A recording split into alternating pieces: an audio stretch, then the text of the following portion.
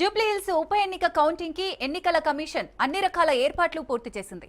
42 tables ఏర్పాటు చేసి 10 రౌండ్లుగా ఓట్ల లెక్కింపు చేయనున్నారు. ఒక్కో టేబుల్ వద్ద 3 అధికారులు విధులు నిర్వహించనున్నారు. సీసీటీవీ నిఘా, రిటర్నింగ్ అధికారి పర్యవేక్షణలో కౌంటింగ్ జరగనుంది. జూబ్లీహిల్స్ ఉప ఎన్నిక కౌంటింగ్ కి సంబంధించిన మరింత సమాచారం మా ప్రతినిధి రాజు అందిస్తారు. కౌంటింగ్ రేపు ఉదయం 8 గంటల నుంచి ప్రారంభం కాబోతా ఉంది. మొదట పోస్టల్ బ్యాలెట్ ఓటింగ్ లెక్కిస్తారు. ఆ తర్వాత హోమ్ ఓటింగ్ అంటే ఎవరైతే పోలింగ్ బూత్లకు రానటువంటి వికలాంగులు వారితో పాటుగానే వృద్ధులు ఉంటారో వారికి 103 మంది అప్లై చేసుకోగా అందులో 2 చనిపోయారు. 101 మంది ఈ యొక్క హోమ్ ఓటింగ్లో పాల్గొన్నటువంటి పరిస్థితి అయితే ఉంది. ప్రస్తుతం మనం కోట్ల విజయభాస్కర్ రెడ్డి స్టేడియంలో ఉన్నాం. రేపు ఇక్కడే జూబ్లీహిల్స్ నియోజకవర్గ ఓటర్లు వేసినటువంటి ఓట్ల లెక్కింపు కార్యక్రమం జరగబోతా ఉంది. ప్రస్తుతం ఓవరాల్గా 10 రౌండ్లలో ఈ యొక్క పోలింగ్కి సంబంధించి కౌంటింగ్ జరగబోతా ఉంది. 10 రౌండ్ల వారీగా కౌంటింగ్ జరగబోతా ఉంది. ఈ ఓవరాల్గా 42 టేబుల్స్ను కూడా ఏర్పాటు చేసినటువంటి సిచ్యువేషన్ అయితే కనిపిస్తూ ఉంది.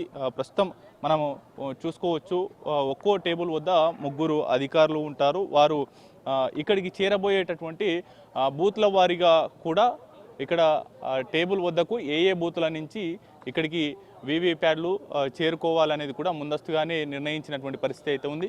మొదట 1వ నెంబర్ టేబుల్ వద్దకు 1వ నెంబర్ సీరియల్ వస్తుంది. ఆ తర్వాత 2వ టేబుల్ వద్దకు 2వ సీరియల్, అలాగా మొత్తం 42 టేబుల్స్కి 42 ఈ యొక్క వీవీప్యాడ్లు కూడా వెళ్తాయి. ఆ తర్వాత 43 వీవీప్యాడ్లో ఉన్నటువంటి ఓట్లు కూడా ఇక్కడికి చేరుకుంటాయి. ఓవరాల్గా ఈ యొక్క 10 రౌండ్ల వారీగా 1, 2, 3, 4, 5, 6, 7, 8, 9, 10 రౌండ్ల వారీగా ఈ యొక్క లెక్కింపు జరగబోతా ఉంది. అందుకు సంబంధించి ఈ 1వ నెంబర్ టేబుల్ పైకి